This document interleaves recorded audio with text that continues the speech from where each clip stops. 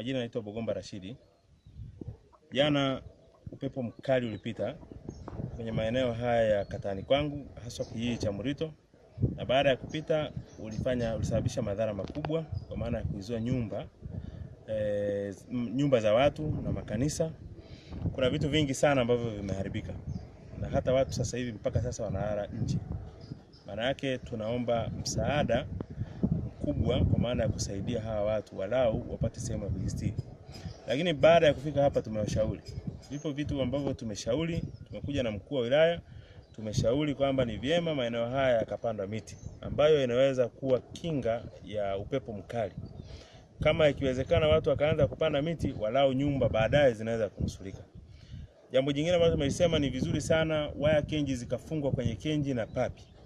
Ikiwezekana upepo unapokuja unashindwa kunyanyua nyumba ya bati. Sisi tutajitahidi kadri tunavyoweza, kama tunaweza kupata nguvu ya kuwasaidia basi tusaidia.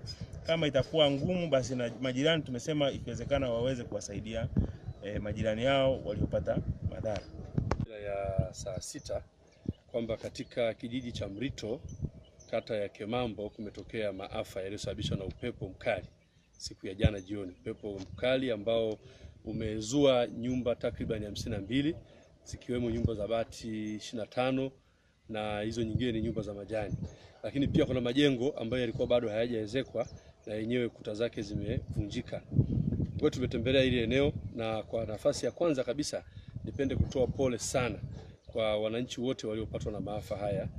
Lakini pia nimemwagiza mtendaji wa kijiji hiki aweze kuorozesha wamiliki wa hizo nyumba zote na kuonyesha uharibifu uliotokea, lakini pia atuonyeshe wale ambao hawana uwezo kabisa, kwamba hata tukiwaacha hivi hawataweza kufanya lolote, orodha yao ni kina nani, ili na mimi niweze kukaa na viongozi wa halmashauri, lakini pia kukaa na wadau mbalimbali na kuona tunavyoweza tukawasaidia, japo hatuwezi kurudisha nyumba zote, lakini kuwasaidia kwa kiwango fulani katika hasara ambayo imepatikana.